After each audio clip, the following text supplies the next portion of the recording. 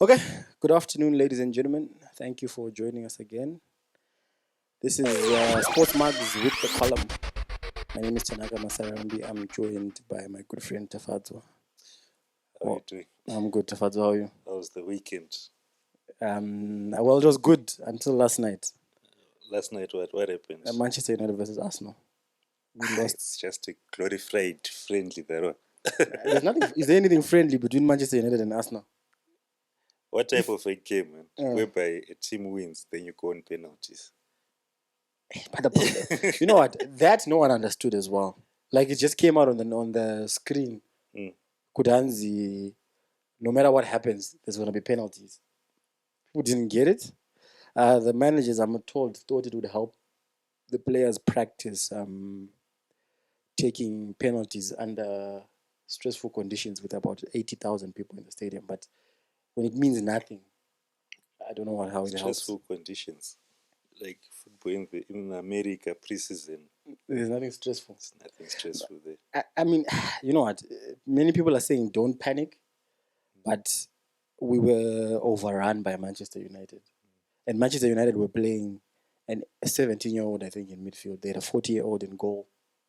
They had no recognized striker on the pitch, and they absolutely maybe the Was first. Declan Rice in? Yes, Declan Rice, Kai Havertz, Julian Timber. How did he perform, Declan Rice? Declan Rice is like Henderson, man. He does the same thing every day for 15 years. You know, that's why you buy him. You buy him not because he's not exceptional. Okay. He's just gonna give you that strength in midfield every single day for the next however long he plays football. But that it's just preseason. Kai Havertz was shit though. Horrible. People are blaming Ramsdale for the first goal. Okay. But I think it was Havertz because he didn't track Fernandes, and Fernandes shot, and then I don't know if they got a hand on it, but it still went through. Okay. But I mean, anyway, we'll discuss this after the Barcelona game. But I'm gonna say it now. I don't think the Kai Havertz thing is gonna work. No, if you get the Kai Havertz from Bayer Leverkusen, the Bayer Leverkusen Kai Havertz, it would definitely work. Yeah, but now the problem is, I don't think Arsenal has got goals in them. You're right. Why I say so? Jesus and at Man City, like Pep even used to play him on the wing. At a point where they didn't have a striker, play Sterling in the middle. Yeah. You see. Did you watch his podcast when he said there was a day when Pep didn't play him and decided to play Zinchenko, and then he went and tried? that tells you a lot. Yeah. No, that's true. That's true. Yesterday, I think we in the second half, I think I only remember one shot on target. Okay. Which is horrible. And man, Nketiah, I think he's got a goal. He's not a horrible striker. But if you want to beat City, I don't think you can do it with Nketiah. What about Balogun? Yeah, that's what I think. Go with. Isn't he going to Italy or something? I think they're in between a tough place and a rock. He says he's good enough to start. He says I don't want to do this whole bench thing anymore. You know, I've gone somewhere. I've done it. Now you're bringing me back to put me on the bench. I'm better than that. He's got. You can get good money from him now. Arsenal are talking about 50 million because I think going in with Jesus and Florian makes more sense than going in Jesus and Nketiah. Because he scored like 20 plus goals at a mid-table team in France. Yes. Imagine if you're getting service. Did he score like more than Messi? Yeah, yes, I think so. There was definitely almost at par with Mbappe. Mbappe. Yes, there was definitely a time when he was the best scorer in the league. So I think go with him, cut your losses with Nketiah, get a bit of money for him, and see what for. Because imagine if he's in that mid-tier team, and here you're getting fed by the likes of Rice, by Odegaard, who made an incredible assist against the MLS All-Stars. But then it shows with my MLS All-Stars also. Because Arsenal has not performed well against any competitive. Against Nuremberg, I was privileged enough to watch it live last year. Yeah. I was in the stadium in Nuremberg. The first half was, of course, lackluster. There were a lot of kids. But once the Wanaya Jesus came on, it was clear that this is an EPL side and the thing. Yeah, this year I watched it on TV. and it didn't quite look like we actually managed to get a hold of the game. But it's just preseason. I don't think Arsenal had a good preseason last year, did they? It was amazing. We never lost in preseason. We never drew. We won everything. Okay. I think at this time in last year's preseason, they played against Chelsea, absolutely blew them out of the water. Oh. And I was there thinking to myself, you know what, we could do something. It looked really, really good. Everyone And knew. how is Chelsea looking? Like, I saw the highlights versus Brighton. Yes. That guy, I think Jackson, Yes. he provided like 3 assists Yeah. and a goal. Yeah.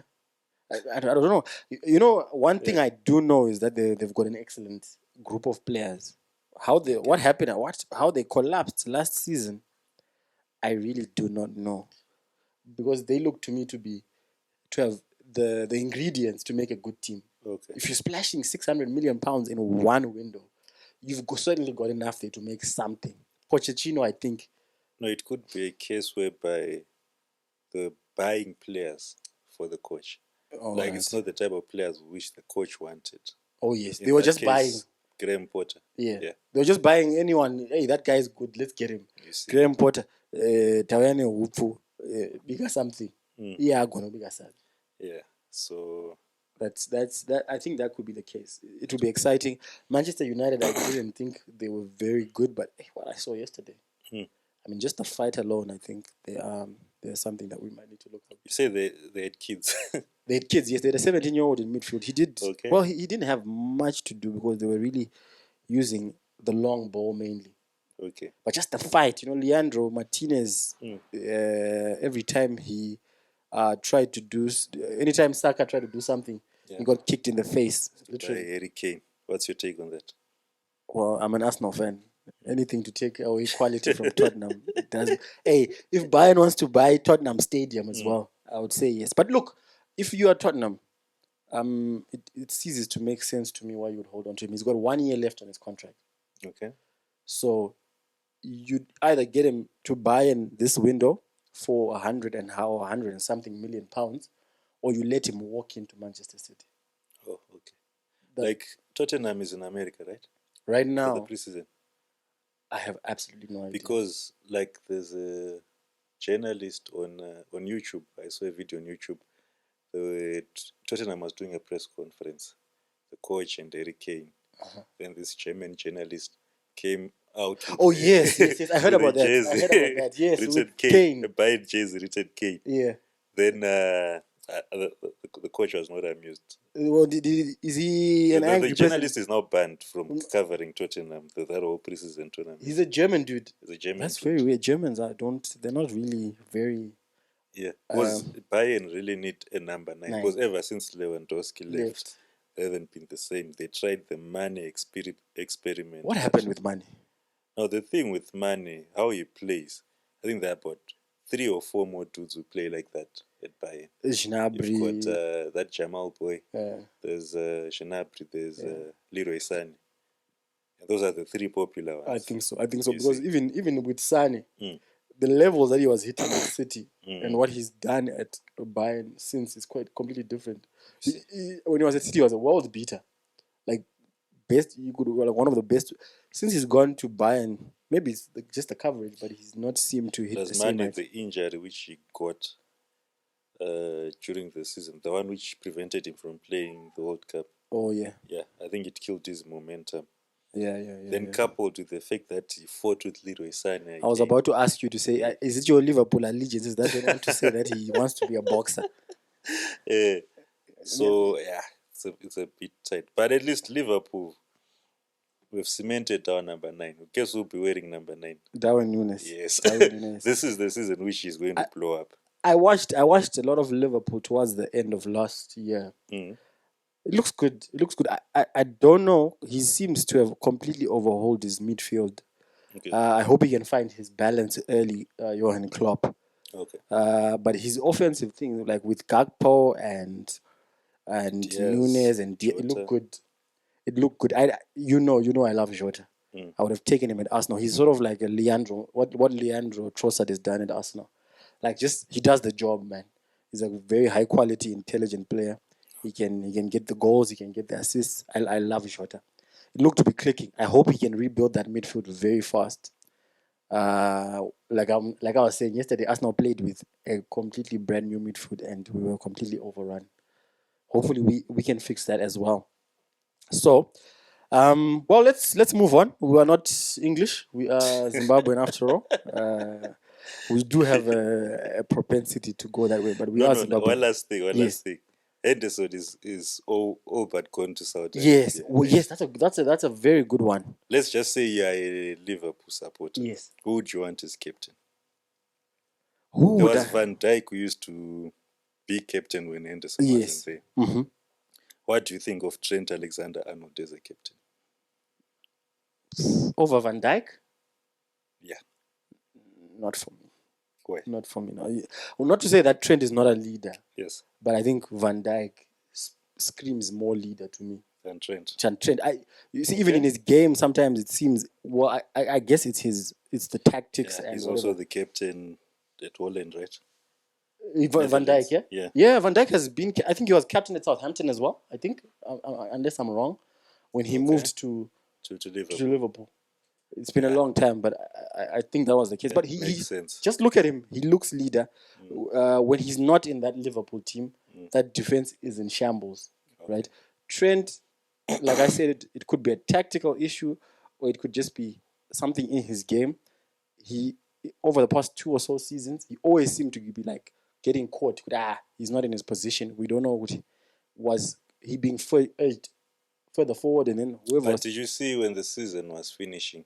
They're now playing in more central. Yes. Like yes. what Cancelo used to do at City. Yes. I think that's perfect. I actually think he can save Liverpool £100 million if we convert him into a midfielder. Into a midfielder. Remember what Bayern did with Philip Lahm? Yes. Exactly that. Yes. That was Pep Guardiola as well. It was Pep, yeah. Do you know what? Now that you speak of converting, I think they should make Urian Timber, Arsenal's latest signing, they should let him play in midfield. I think so. That's the Ajax boy. That's the Ajax boy, yeah. I'm told he's played in midfield a couple of times for Ajax. Okay. But his comfort on the ball, it's extraordinary. I'm sure you'll get to see him as the season progresses. Okay. But I just thought I should say that now. I think they should definitely look to move him to midfield. He does well. In the wing backs, they're stacked. But let's talk about the Saudi league that you've brought up. They are emptying the Premier League. What's your take? Is it sustainable? Saudi? The thing with Saudi Arabia, like what they are trying to do, according to what I've been reading up, they're trying to diversify the economy. Yeah. So the Crown Prince MBS has looked at tourism and sports as two of the sectors which he's trying to diversify into. So that's why you see they're hosting WWE events. There's the Royal Rumble, which is being done in Saudi Arabia. I think it's now in the 3rd year or so. Okay. Then they did the Live Golf, where they're offering golfers take of money. Yes. And PGA, they ended up buying the PGA. They own a stake in the PGA. I remember when Live Golf started, like, the PGA was going berserk on it. It's not fair. It's just money golf, and then they go and then they buy you as well. Formula One again. There's a Grand Prix. Yes. In Saudi Arabia, yes. right? Now I'm told it's. I saw a video on YouTube. This guy going to watch that. And apparently, it's the cheapest. It's the cheapest Grand Prix of all of them. Okay. So now the difference between Saudi Arabia and there's a country which tried to do China. Yeah. Saudi Arabia, those people, they love their football. If you checked the World Cup, especially when they beat Argentina, those guys, they love. And the population that side in Saudi Arabia is 33 million. Not bad. They've got a young population which can actually accept these changes which are happening. Other people call it sports washing, but they're saying that they've got the money like that. It's got to go somewhere. Sovereign fund. How much is it? $4 billion. $4 billion. Yes, just for it's Tuckman. Virtually, I mean, if it's a sovereign investment fund, to say, guys, here's money, do with it as you. We've got no use for it now. I actually read somewhere that they're actually attempting to buy an NBA team as well. Yes. They're really going hard. But personally, I believe with football, if you want to create a good league or a good football ecosystem in your country, you need to start from the ground up. The grassroots. Yes, you need to start from the ground up. Make sure you've got a vibrant grassroots structures. Then you build going there. Going up from there. Because if you just focus on the top leagues, then there's no. I'll give you an example of, Kenya cricket. Yes. 2003, do you know Kenya cricket reached the World Cup semi-final? Yes, I remember They were that. an associate. Yes. Along the way, they beat us. Which team did they beat? Did they beat New Zealand? And they reached the semi-final. The mistake the Kenya Cricket Association did is they were focusing on the national team. Only. There was no one to and that national team even had a 39-year-old spinner. And you see, so at the end of the day now, you've got to there's no continuity. Someone coming in here, which is also the risk which we face with our current national cricket team. Listen, at least we're not as bad as Kenya. We've got a league which runs. We've got some sort of continuity. Yeah. But now, most of our stars now, they're in the wrong side of 30. We've got Razak, Kevin, Sean Williams. That one, Zimbabwe. Chatara is 32. Yes. And you see, I don't like to talk about Chatara. Because so Dave Houghton said he's our best bowler. Well, Dave... He's the coach. He's the one who spends the most time with Yeah, is Dave Houghton also the coach who has got us not qualifying for the World Cup twice in a row? No. The other, who was the T20? The T20. Who was the coach during the T20 World Cup qualification? We actually made the World Cup. Oh, we qualified. The Dubai one. The UAE was the which one? Heath Streak. That was the coach. Heath Streak was the coach. ODI as well. Yes, Heath Streak was the coach. Then after Heath Streak, they came, I think, that Indian guy.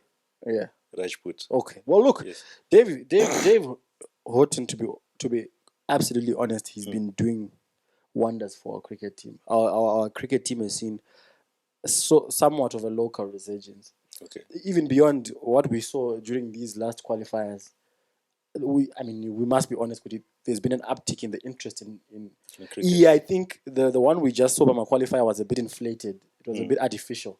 Okay. But we can't deny it. There's been a gradual, bit by bit, increase in the interest in cricket in the country. Yes, there is. And they're doing a good job in packaging it. Like the current Zim10, which is being the played. T10. Though I don't believe T10 is cricket.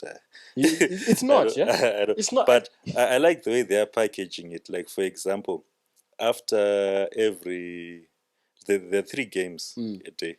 I think the first one starts at 3. Mm-hmm. The second one starts at 5. The last one starts at 7. Afterwards, there's a concert. Oh, yes. Like, I saw the music. I think there was Ja Preza performed. Then Nati O performed.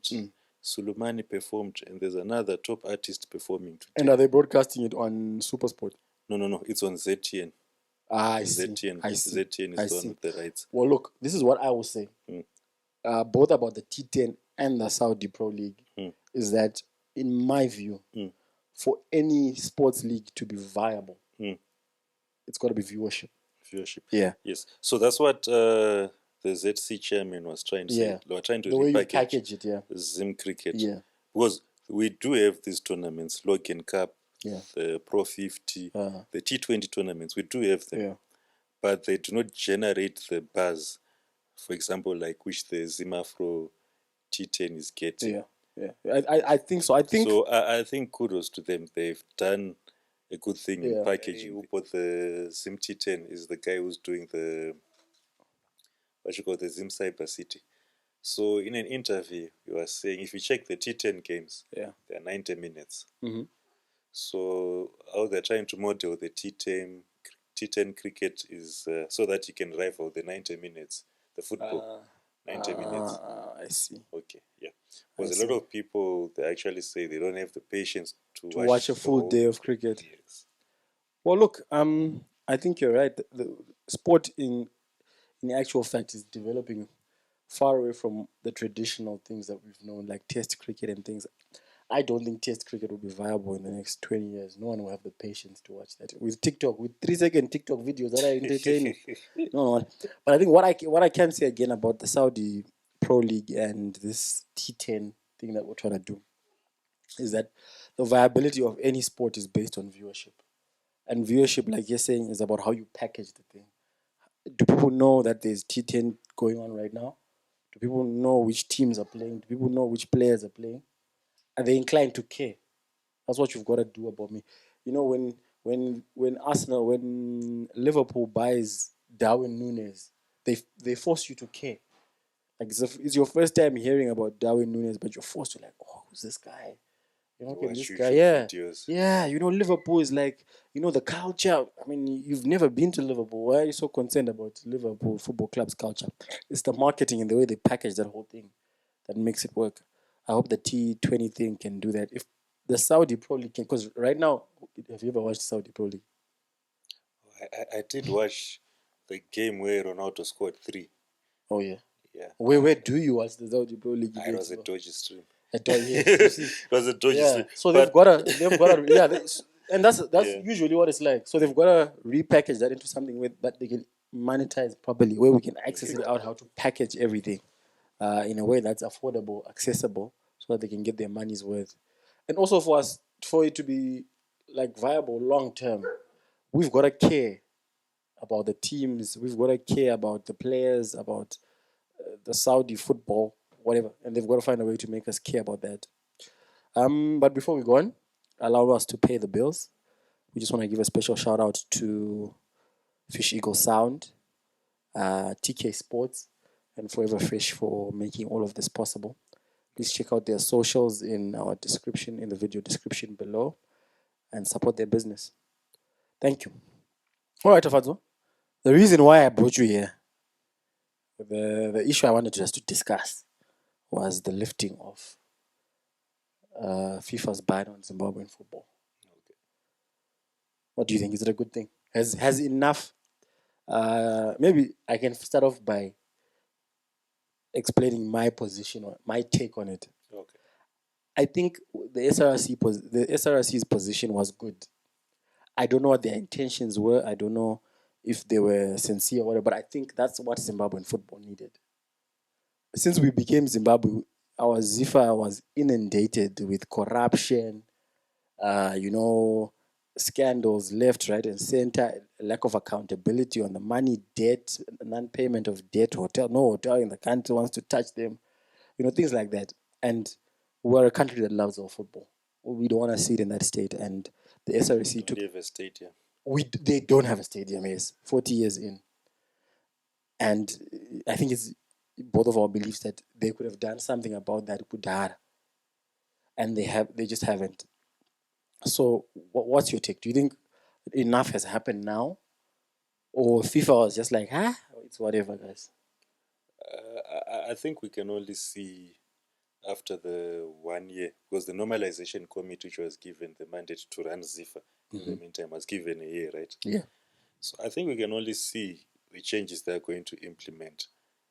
And the good thing about the normalization committee which was put in, those are actually football people. All right. Except the lawyer, of which the lawyer, I do understand why she is there, because there are going to be some compliance issues which need to be sorted out. All right. Okay, so it's only fair that a normalization committee has the lawyer. All right. Yes, you've got Rosemary Mgadza, former Mighty Warriors captain. Yeah. She coached the Mighty Warriors. She's the one who actually took them to the Olympics, but somehow last game of the qualifiers she got checked out. ZIFA. Yes, but actually it's a female coach who actually took us to the Olympics. Yeah. Yes, we've got that's Kumbuzo Ndebele. Yeah. He used to play for Highlanders, and I think at some point he played for Amazulu. They say he's got a FIFA qualification. I'm not sure which qualification. Some FIFA qualification. Yeah. So that means he's got some credibility in him. In doing the job. So, but back to what you were saying, I think the SRC was right. Of course, people will cry that careers were stopped. Like players who were supposed to get moves abroad, they couldn't get because of lack of exposure. Yeah. But at the end of the day, something had to be done.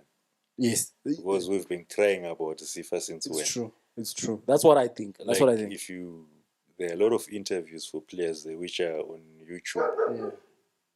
Like the Alois Bunjira interviews. Most of the players are just crying about ZIFA. Yes. Constantly. So something needed to be done. We'll just take you back to cricket. Remember when SRC did the same thing to cricket? Then we eventually got banned when we were unbanned. And look at how cricket has progressed now ever since we were unbanned. So maybe it needed for us to take such a stance for things to change. I think so. Unfortunately, a lot of, like what you're saying, a lot of careers were affected. People who could have got national caps and needed them for visas and things like that. But that's collateral damage. Yeah, that's what I was about to say. Like, collateral damage. There are always casualties. If this was a thing that needed to be done, it was going to be done to someone.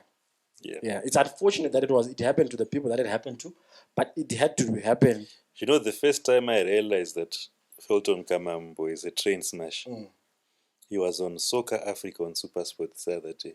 Like, I think a week after he got elected, then those guys were asking, what are your plans for Zimbabwean football? Do you know what he said? What did he say? I want to build a hotel. Sure. And what do I want to use a hotel for? It was like our team we used to camp. Many times in the national team camp. But at the same time, that money, other countries are using that money for development.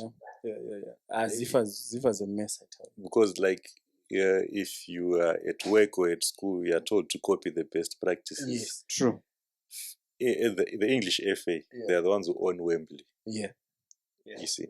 So why not channel that FIFA grant? If it was maybe an idea whereby he's saying that I want to build a stadium. It would make sense. A stadium owned by the FA. It would make sense when the Warriors are not playing, clubs are hiring out. There are people who want to do music, concerts they're hiring. Venues, church conferences, you're getting your money. Whereas in Zimbabwe, there's a demand for church conferences. It's big business. You see, so I question the caliber of people who want to run football. There's a guy called Nigel Mnyati. He's a SRC commissioner. He once contested to run for ZIFA president. He got 0 votes. He was interviewed by Trevor Ngwe. He was saying that Trevor Ngwe was asking, so why do you think you got 0 votes? He was like, because I didn't bribe any councillors. I just told them what needed to be done. And that guy has got a proven track record. He used to play for Blake Aces. He used to, I think there's a time where we had a team called Derryport in the Premier League. I think he was the chairman. And he's the chair. He owns the most successful youth academy in the country. That's Aces Youth Academy. Oh, that's him. That's where Knowledge Mswana came from, Kama Billiard came from. Okay. So you see, these are people with track record. Yes.